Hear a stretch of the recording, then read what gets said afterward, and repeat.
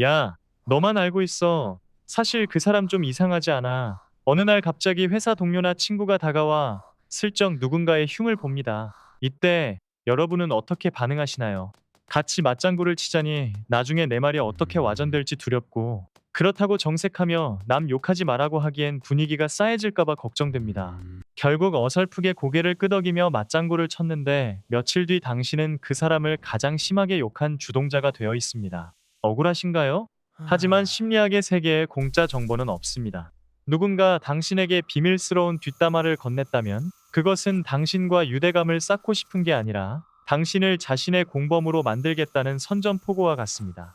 오늘은 뒷담화라는 주패에 발을 담그지 않으면서도 내 평판과 품격을 완벽하게 보호하는 우아한 방어 기술을 파헤쳐 봅니다. 먼저 냉정하게 현실을 직시해야 합니다. 당신에게 와서 남의 흉을 보는 사람은 두 가지 목적을 가지고 있습니다. 첫 번째는 공범 만들기입니다. 혼자 누군가를 미워하는 건 불안합니다. 그래서 당신의 입을 통해 자신의 의견을 확인받고 싶어 하죠.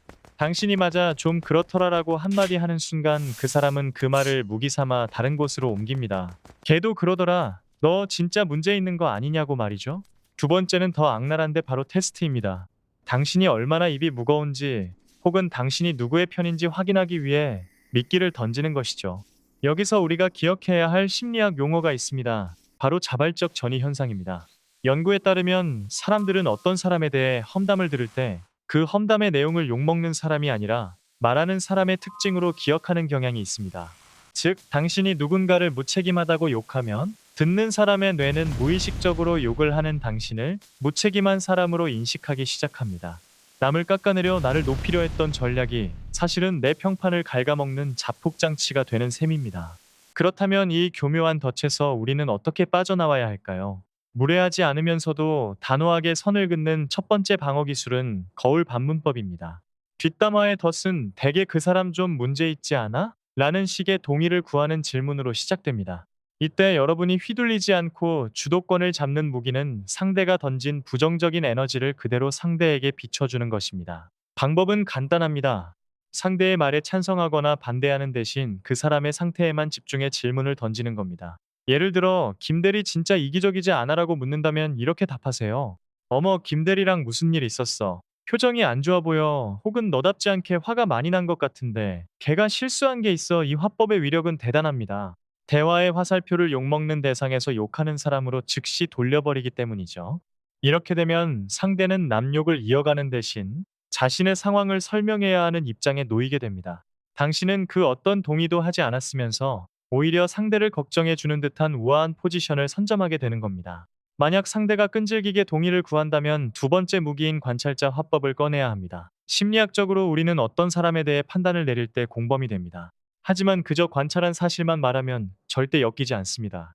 걔, 진짜 예의 없지라는 말에 맞아라고 하면 당신은 뒷담화의 주범이 되지만, 나는 그 친구랑 일할 때 그런 점은 못 느꼈는데, 네가 보기엔 그런 부분이 있었나 보네라고 말하면 당신은 중립적인 관찰자가 됩니다. 이때 핵심은 나의 경험을 방패로 삼는 것입니다.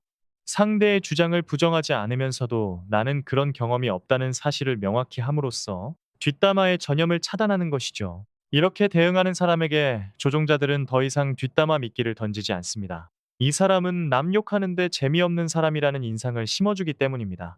이것은 관계에서의 고립이 아니라 불필요한 구설로부터 당신을 지키는 심리적 방역입니다. 주변에 단순히 뒷담화를 즐기는 수준을 넘어 집요하게 당신의 동조를 강요하는 사람이 있다면 어떻게 해야 할까요? 이들은 당신의 반응에서 에너지를 얻는 심리적 흡혈귀들입니다. 이때 필요한 기술이 바로 회색돌 기법입니다. 말 그대로 세상 어디에나 굴러다니는 무미건조한 회색돌처럼 반응하는 것입니다. 상대가 아무리 자극적인 뒷담화 미끼를 던져도 여러분은 아, 그래요. 그렇구나. 저는 잘 모르겠네요. 같은 단조로운 대답만 반복하세요. 심리학적으로 사람들은 자신의 감정에 피드백이 없는 상대에게 금방 실증을 느낍니다. 이 사람한테는 남욕을 해봐야 아무런 재미가 없네라는 인상을 심어주는 것, 그것이 가장 강력한 방어입니다.